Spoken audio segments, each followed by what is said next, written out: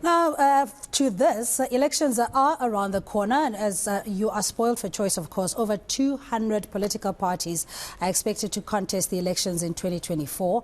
And voter education is crucial as new political parties and independents enter the fray. Now, let's discuss this with Terry Tselane from the Institute of Election Management Services as their chairperson. Terry, good morning to you, and thank you so much for joining us. Of course, we are very excited in seeing how democracy has matured, where the president had even signed in the electoral amendment bill to allow the participation of independent political candidates. But this in itself is going to throw in a different dynamic to the landscape. Good morning. Good morning to you, and thank you very much for having me. Of course, you are correct in the sense that it will be for the first time that individuals will be contesting the elections as individuals and not through membership of any political party. And then therefore, it does obviously bring in a new dynamic in terms of how things are going to be operating. Doesn't it also create confusion in the sense that we already have 200, at least I think these are the active political parties, but in the main there's almost 400 political parties in the system, some dormant or some still activated. Don't you think this is only going to create more confusion to voters where there's already voter apathy in the system? Well, it might create some difficulties, particularly because now you're likely to have a longer ballot paper with more political parties and individuals, who will be contesting the elections. And then that on its own will be a challenge for a voter. And therefore, it is going to be necessary for everybody, political parties, civil society, the IEC, and any other organization to make sure that they mobilize people to participate and that they educate the electorate about the process.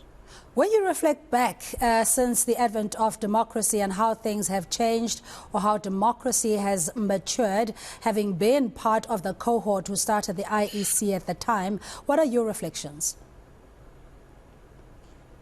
Democracy has matured.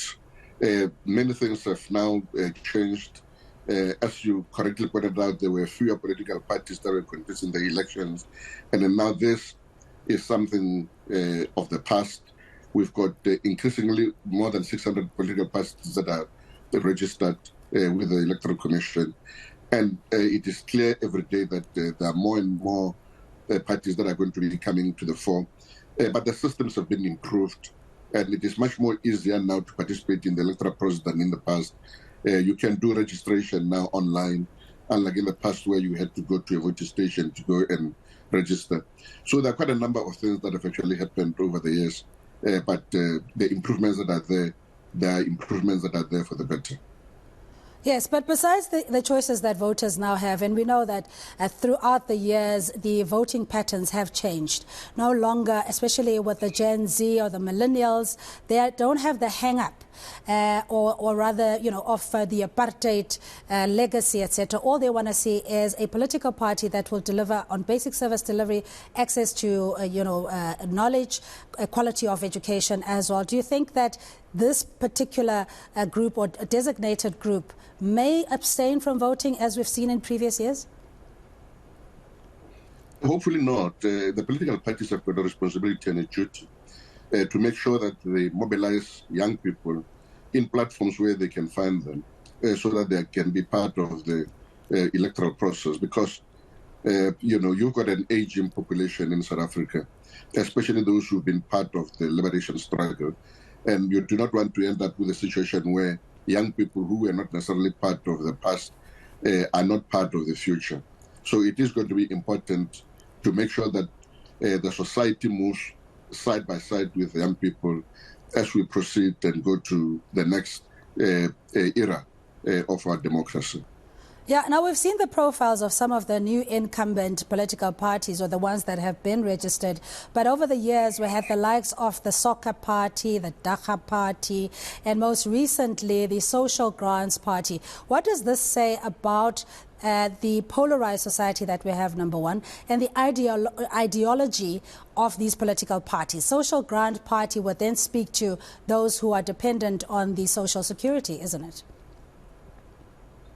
Essentially, what it is beginning to tell us is that increasingly individuals are beginning to take on certain issues, and they think that those issues that they're focusing on will resonate with the electorate. If you take, for instance, the Soccer Party, their focus is on more on soccer supporters, and then therefore they are hoping that by using the name Soccer Party, they would actually be able to attract the electorate who are soccer supporters.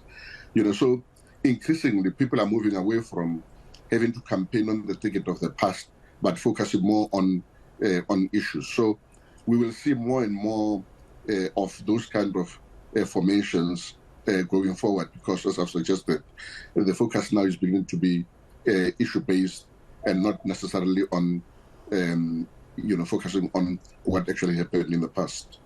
Yes, but even if it's issue-based, we need an overarching political system that will take care of all these other underlying perennial issues, not only of inequality, poverty, unemployment, but also gender-based violence. So if you have one political party standing for one ideology, doesn't that just almost dilute the impact of what governance is all about?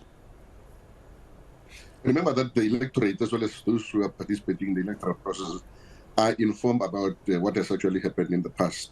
So in the past, you have had political parties that are focusing on all those issues. But unfortunately, when they come into power, they are unable to address the issues that they campaigned on or that were part of their manifestos.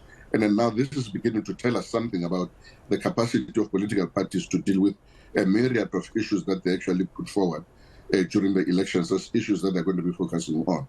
And now it might actually be the reason why increasingly you find people now beginning to say it is better to focus on one issue rather than trying to take on all other issues for which we may not be equipped or for which we are ill-prepared. Yeah, speaking of being ill-prepared, I don't think it's a reality that we're quite ready to face. National coalitions at national level, regardless of who you vote for, of course, because of the proportional representation, you can't choose the leader. Plus, there's also the political survival of smaller parties who may want to get in bed with whoever has got to the majority vote, and there you are. The whole thing then becomes a melting pot, or as Gareth calls it, a political poikikos. No, you are correct in saying so. I think there is a need for us to educate political parties as well as the electorate about the coalitions and what happens in the coalition arrangement.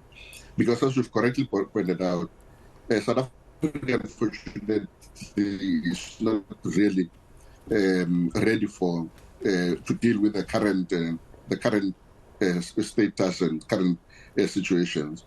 The majority of people don't understand how coalitions operate, including those who are actually in the political parties, in the leadership of political parties.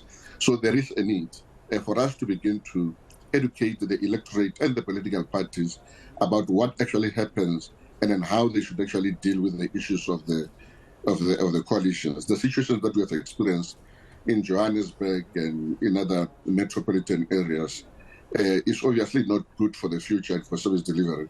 And it is important that we begin to regulate the coalitions in order to make sure that there is a proper mechanism that governs how the coalitions operate, and that there is a clear understanding from the political parties as well as the electorate on how coalitions should be operating to benefit the electorate.